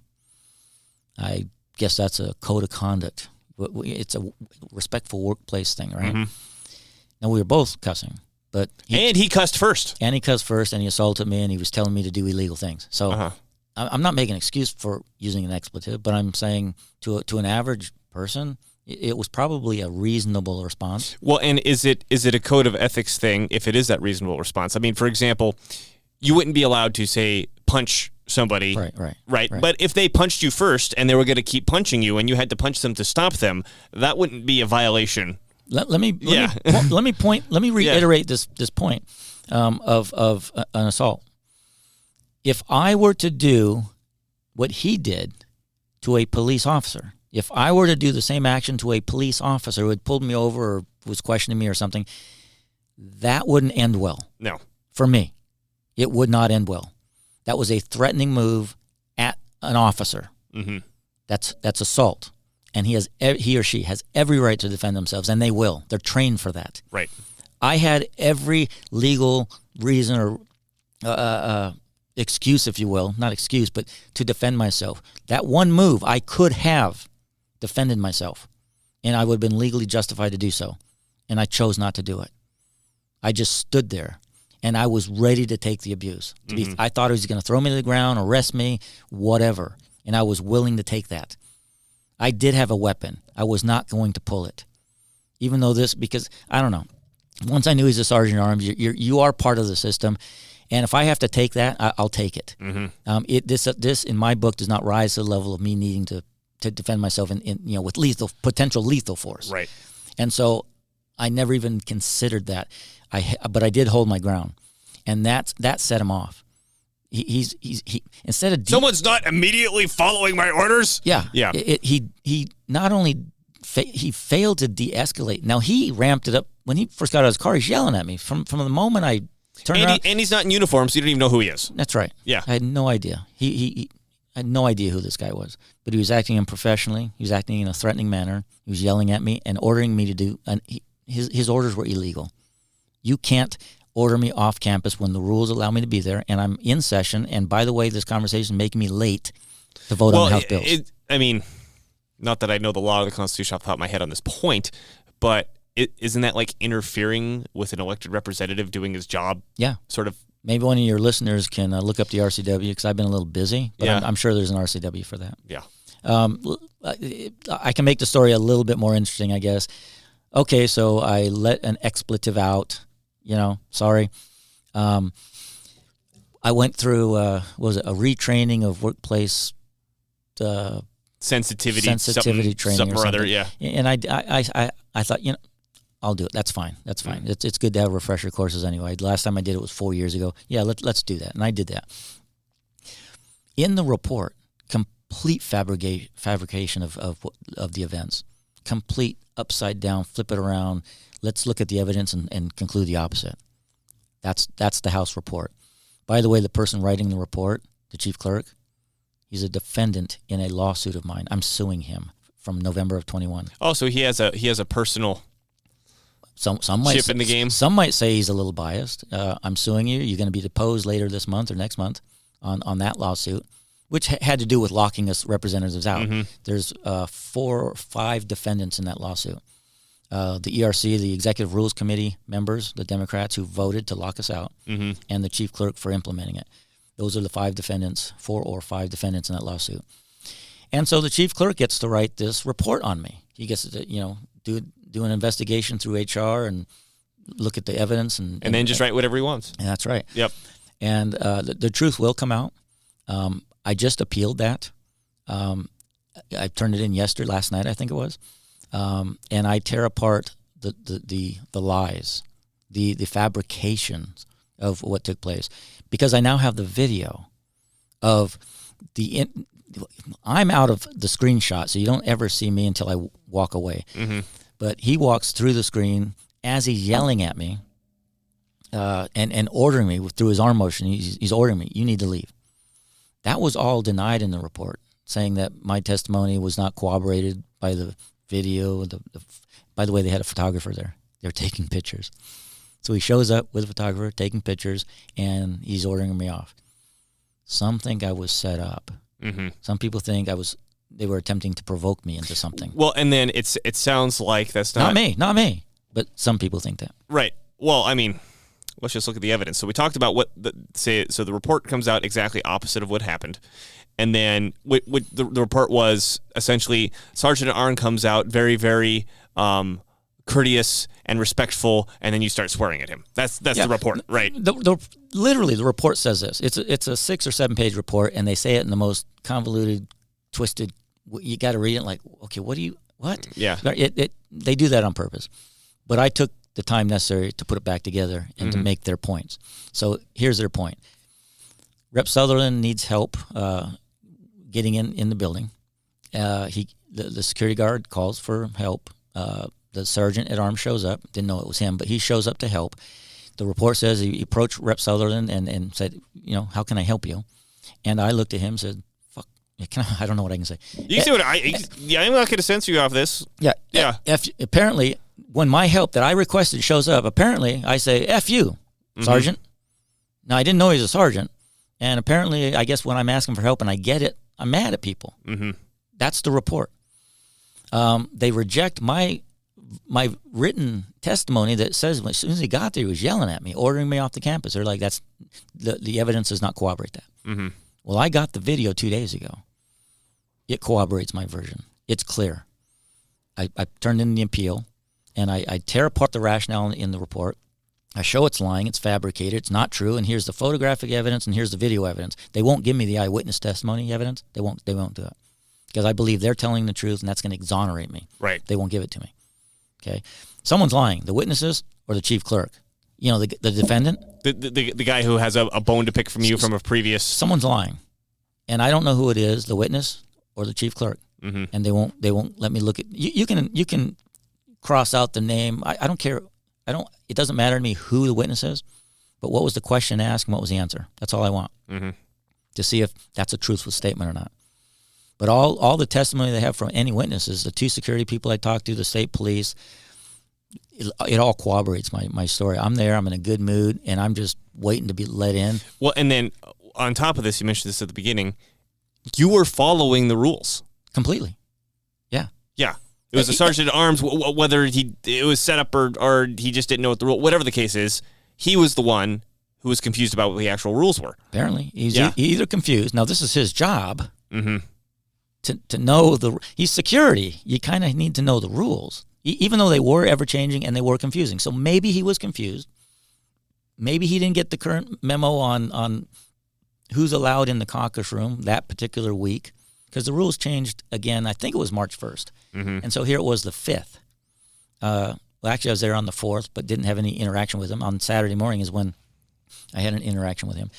So anyway, I've gone through the report. I have the photographs. I have the video, all corroborating my story. And so I appealed the House report. Now, that appeal goes to the Executive Rules Committee, the other defendants in my lawsuit, and they get to decide the validity of my appeal. Now, in the report, you can't make this stuff up. You can't make this stuff up. Yeah, this would be a boring story to read. Yeah. Yeah. No, this is why the press is all over this. I'm all over the press, even to this day. This was weeks ago, and I just was on the Dory Monson and Jason Rants, and I'm here. It's an interesting story. Yeah. Unfortunately, it's my life and my stress levels and my lack of sleep. When you have the whole weight of the House coming after you, right, and claiming. By the way, I don't think I touched on it. In the report, when I did eventually turn him in, it was 2 days. I didn't turn him in on Monday, which is when I was turned in. You didn't mention it on the recording that you turned in. We talked about it earlier before the recording. Yeah. Talk about how you had to turn him in by law. But if I were to follow the rules and the training I received, ethics training when I was first elected, you go through mock committees and they have you go through ethics. It's a whole training thing that they put you through, and for good and good, because I've never been elected before. Thank you. It's good for me. But that training doesn't suggest that you turn someone in for doing bad or inappropriate or illegal things. It doesn't say, hey, if it rises to a certain level. No. It says you must turn it in. If you see something, you must turn it in. You must, or you will be in as much trouble as the person that actually did it. If I'm walking down a hallway and I see some representative just slap his female legislative assistant beside the head because his coffee was cold. Okay, I'm just making that up. If I see that, you must report it. I have to turn that in. He could be my best friend. I have to turn that in. That's the rules. That's the ethics training I received. So I have a sergeant at arms yelling at me. That's disrespectful workplace. Mm-hmm. You're yelling at me. You're cursing at me. You're ordering me off campus illegally. You're confused on the rules. And what you're doing is illegal. You assault me. Mm-hmm. You threaten me with physical harm, and I say an expletive in my defense, and that's all I did, and you turn me in. Well, I knew Saturday I was going to be turning the guy in. Because you had to. Because that was terrible behavior. Once I found out you are a staff member and you treat anyone that way, let alone elected official. I'm not trying to say I'm above anyone. You don't treat anyone that way, and he did. So on Monday, I'm in session. We're busier than all heck, right? I don't know how to properly turn someone in. How do you do that? I don't know. But I do know I have an appointment on Tuesday with HR to kind of discuss the situation. And so in my mind, it says, well, I'll just ask how I do it, and I'll do it then. So in the report, that delay of mine, they're saying, well, you only turned him in after he turned you in. I go, well, yeah. Okay, he beat me to it. So, yeah. Okay, am I not allowed now to turn someone in? He did it first, and now you can't do it. Yeah. Is that? I wasn't trained that way. I don't know that rule or policy or procedure. I didn't know that exists. It doesn't exist. You're making it up.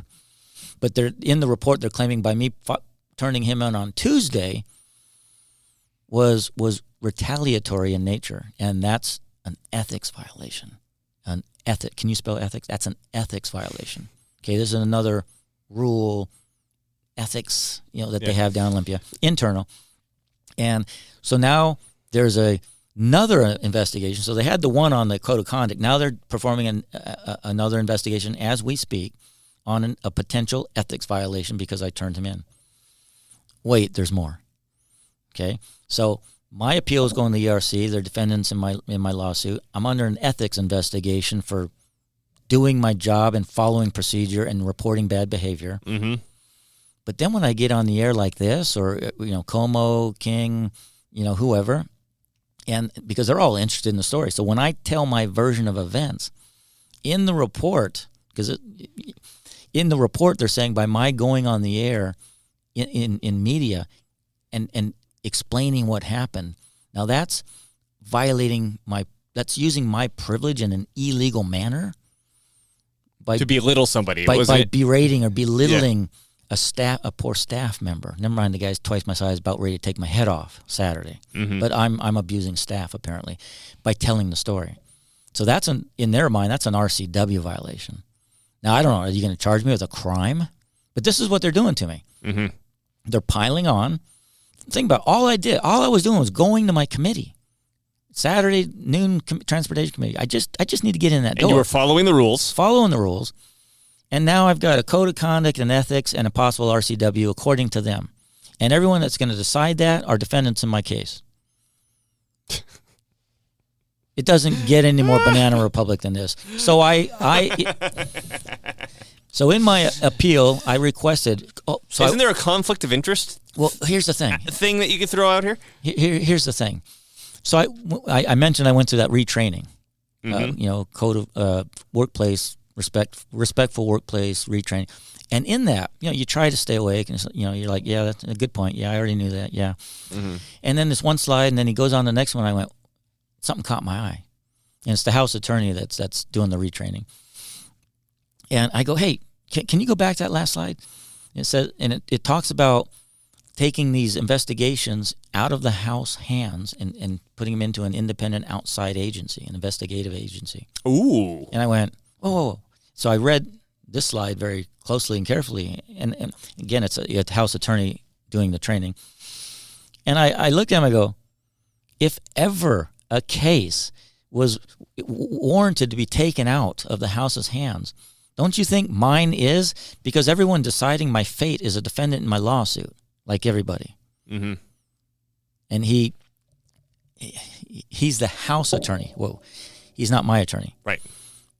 He realizes, yeah, that's probably the case. But he's having a hard time saying those words. I'm not even going to try to quote him because I don't remember exactly what he said. I remember he was stumbling around like, well, I can see your point. Yeah, that's an interesting opinion you have there, Representative Sutherland. And so in my appeal, I have asked, number one, to see the written testimony, and they're not going to show it to me. Mm-hmm. And then I've asked for this case to be taken outside of their biased hands. I prove the report's biased. He's a defendant.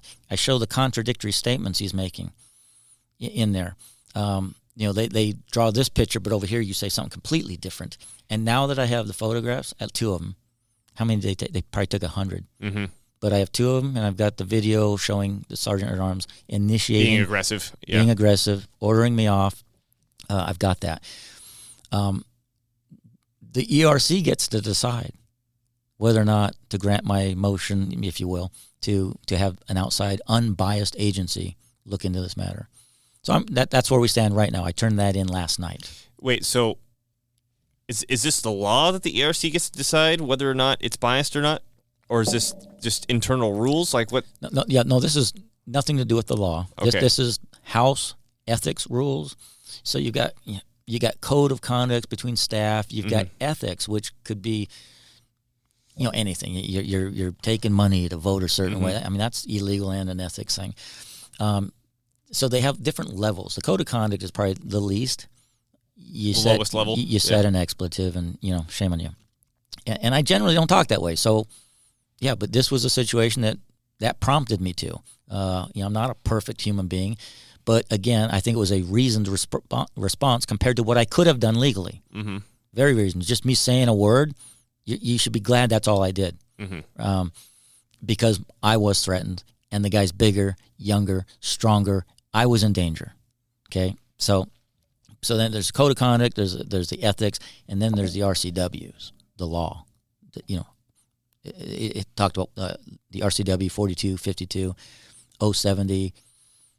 It's something about privilege and harassment. Right. And they're claiming my going to the media and talking about this is that privilege, and I'm harassing a member. Never mind, he's no longer employed there. It's something I haven't mentioned yet. Did he get fired? Did he quit? No. What happened? No, he had turned in his resignation. Who knows when? I think it was 2 or 3 days after the incident, maybe 4. That was his last day. He was done. He's packing his family up and moving to Arizona. That's really weird. Okay. It was very weird because I didn't know about that until after the fact. I'm like, he's no longer here. When they made the announcement on the House floor that was like his last day or something, I'm like, whoa, that caught my attention. He's gone. But me talking like this, is that still a violation? You tell me. I'm not a lawyer. Am I still harassing him in Arizona by me telling I can harass the story? him. I mean, I don't have the special privilege law apply to me. Maybe I should harass him a little bit. I have absolutely no animosity towards the guy. He was wrong. Mm-hmm. I'm wrong sometimes. Okay, so we all make mistakes. He made a mistake. I'm okay with that. You went over the line. You amped it up. It almost got physical. I'm okay with that. I'll shake your hand in a minute. Let's go get a beer. Mm-hmm. Let's go talk, get a coffee, talk about it. I'm okay with the guy. I don't dislike him. I'm not doing any of this because I'm trying to get back at him. The House is coming after me. Well, they're clearly projecting. So there's 3 steps of this story, and every step where something was done to you, they're claiming that's what you did. Yes. Right? And I think this just seems like a modified or a, what's the word I want? Level up of the peer pressure that you were talking about before of you need to behave in a certain way as a representative that doesn't necessarily reflect your constituents' needs, but what the high school clique of representatives determine that their needs are. So it sounds to me like this is just the next level of that. And someone might ask, well, why would they do that to you, Robert? You're a decent guy, well respected. Why would you think the House is after you? Because you're a decent guy and well respected. Oh, I don't know. Because half the House leadership is a defendant in my lawsuit. Okay, the governor. I have 2 lawsuits. One against the governor. He's a defendant for the lockdowns, for the COVID policies and all that. Highly illegal in my opinion, violating our right to worship, gather together peacefully, open our businesses, conduct business, leave our homes and travel. Yeah, right to association, right to worship, right to speak, right to... which one did he miss? Yeah. So we have a lawsuit against the governor for that. And the second one was when the ERC, the Executive Rules Committee, voted to keep legislators out of Olympia, off the House floor, and work remotely against their will. That's the lawsuit I have. Why would they want me out? Mm-hmm. Well, I don't know. The lawsuits, maybe? Yeah. That's part of it. But the 3 years prior to that, when they introduced their critical race theory bills or their perverted sex ed bills or the anti-Second Amendment bills, I give floor speeches. I'm there. I'm loud. I'm proud. I represent my constituents, and they hate it. Good. There are those in Olympia who want people like me just to, you know what? Do you need to be that loud? Do you need to be that in their face? If there isn't hatred seething out of Olympia, I'm not very happy. and so there is the peer pressure to have me tone it down, sit down, maybe not even. Sutherland, can you just not stand up and give a floor speech on this one? There is that pressure and that desire to have everyone be a certain way. And so for the last 4 years now, I've gone through 4 sessions. I am what I refer to as loud and proud. What I'm about to say, Madam Speaker or Mr. Speaker, You're not going to like this. I'm against this bill, and here's why I'm against it. Parents have the rights to raise their children, not the government. All Washingtonians have the right to keep and bear arms in defense of themselves, their neighbors, their cities, or the state, and their property and the state. It's in the Constitution, Mr. Speaker. Okay, this is a violation of our rights, our human rights, our God-given rights, and it's a violation of our law. And that's what this bill is. I just gave you an example of a floor speech of mine. Okay, loud and proud. I'm telling you, it's illegal, and this bill shouldn't be passed. I've been doing that for 4 years. Mm-hmm. When I stand up to give a floor speech, you can almost see the intimidation. Oh, shit, it's him. Yeah, that's good. The good member from the 39th. Go ahead. Yeah. It's not quite that bad. I'm exaggerating a little bit. But the peer pressure and the culture down there isn't very conducive to my style. Mm-hmm. They're not used to it, apparently. Again, I'm new. I don't know, but there must have been someone before me that gets up and hammers away at a bad bill. In fact, I see it. I'm not the only one that does this. I might do it on a little more regular occasion than some, but they would not lose any sleep if I were no longer elected and in Olympia serving with them. They would not lose. They'd probably throw a party. They'd sleep a little bit better. Yeah. No more Rep Sutherland to harass us on these bad bills. Harass. Listen to that. I'm just First Amendment speech. I'm just telling you my thoughts. Here's why I think it's illegal. Here's why I think it's bad. Here's why I think you should vote no. That's the process. That's the system. And if my tone is a little louder or a little more aggressive or forceful, that's the passion.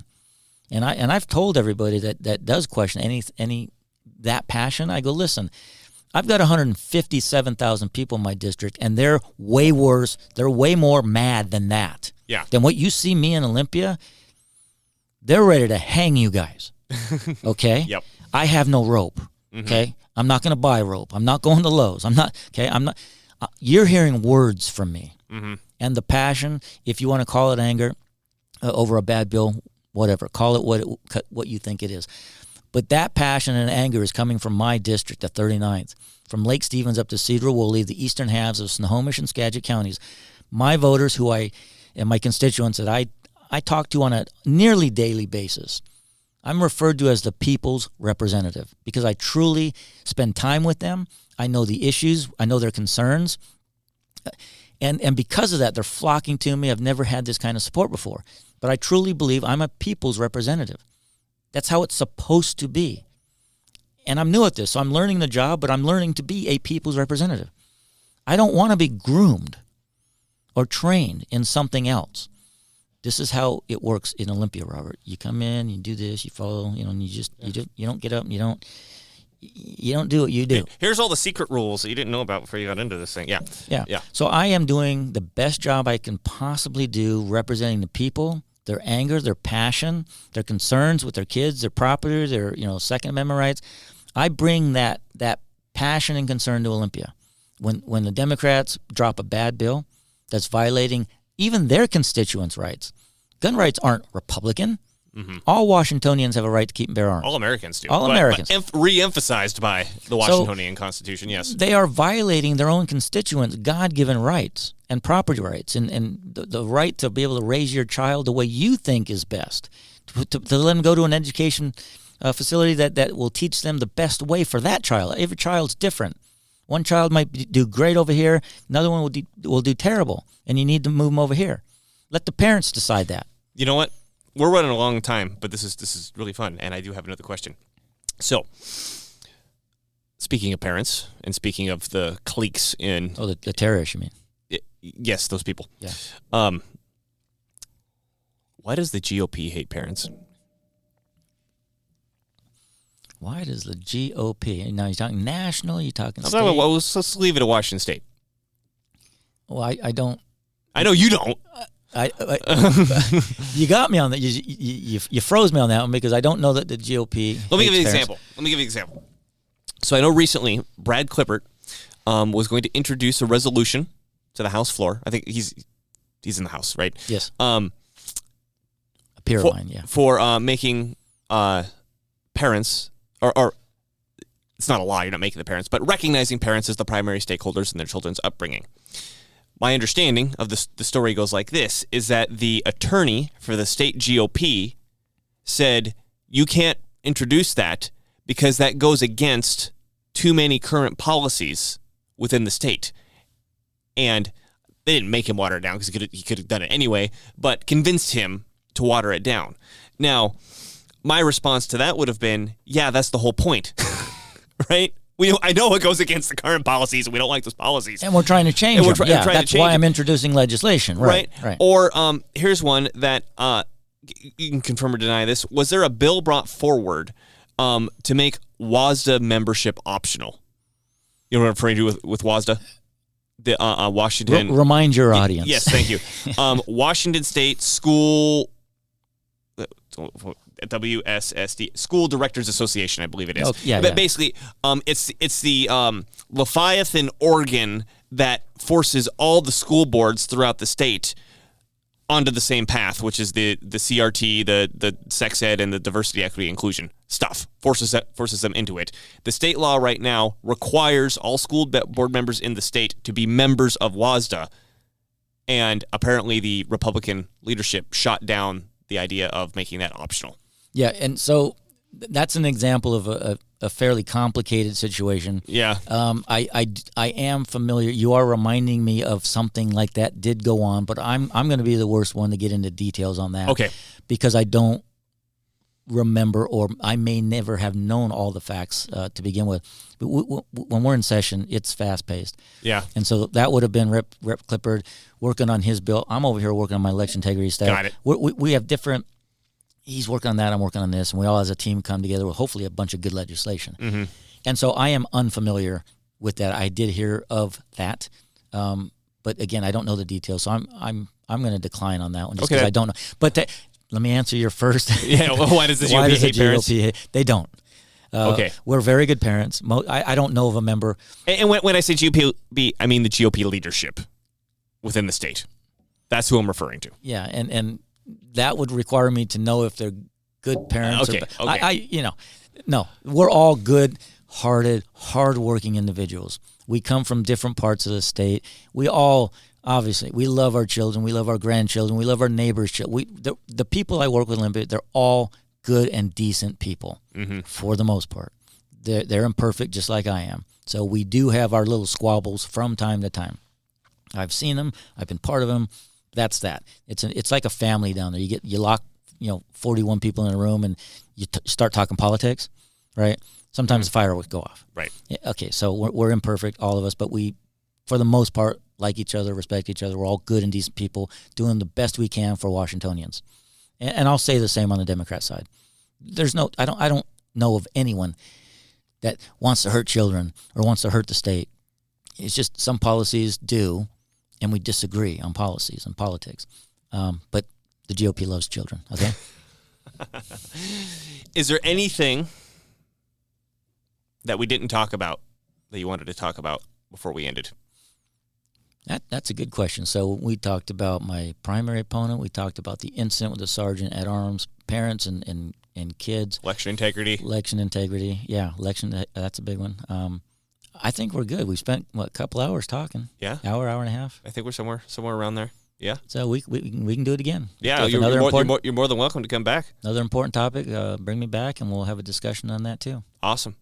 Well, Representative Robert J. Sutherland. Where can people go to find me? More? Thank you. Yes, that was always what you were supposed to say. Yeah, bring up Rep. Sutherland's website. Here it is. There's my website. That's my grandson, by the way. Some people think I'm having kids at my age. No. I'm done. I've raised my 4. That's my grandkid there. Cute little guy. Go if people want to learn more about me, from me, they want to hear from me, they want to volunteer, if they want to donate. I'm in an election. I'm in a tough primary election right now. I need all the help I can get. I'm happy where I'm at. It's flowing in. It's flocking in. Flooding in is the word. But I need more to defeat this onslaught, which will be in the media, the press, PACs. I have a lot of big and powerful enemies that would love to see me gone from Olympia. And you need support. I have millions of average supporters, Washingtonians that love what I'm doing and love me fighting for them, but I don't know how to reach them. Mm-hmm. How do I reach 2 million people? I don't know who you are a lot of times. Reach out to me. You can go on my website. You can fill out the little form for getting email updates. If 10,000 people donated $20, that's a lot of money. Yeah. Am I worth $20 for all the trouble I'm going through? The ethics and the RCW. I'm fighting for you guys. My constituents love it, and the other Washingtonians love it. Please send me some money for my campaign. If I don't get on TV, if I don't get on radio, if I don't do mailers, a single mailer could be $10,000. TV ads can be whatever you want to spend. Mm-hmm. If I don't hit every media, I'm in trouble. Mm-hmm. I'm going to win this election, but the difference between a very close 1 to 2 point versus a 5 or 6 or something means I need money. Mm-hmm. if your listeners want to help a representative like me, if you want to see more of me, people like me, don't let me continue to be beat up and you don't show up and help me. Show up and help me. Let me defeat this evil, and that will encourage other members down there who are holding back because they don't want to go through what I'm going through. They're scared. They're timid. Let's prove to these people that by treating a good representative in this illegal, unethical manner, making stuff up just to make it up, make them look bad, prove to these people that that's going to backfire if you do it again.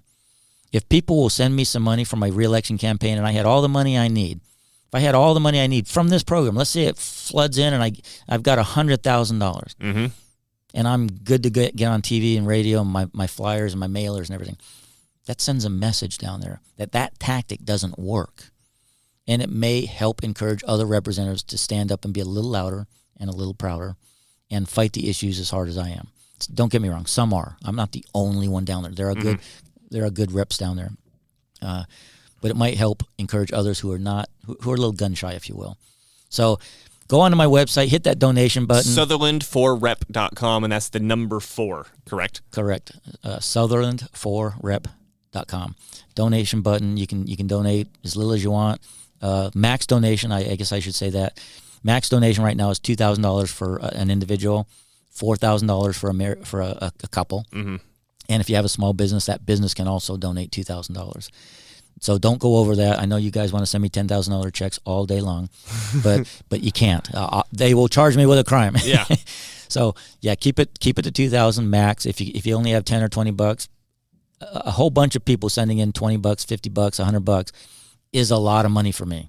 I'm very efficient with my donations. It will go to a good cause, which is my reelection. If I'm worth $50 to you, send me $50.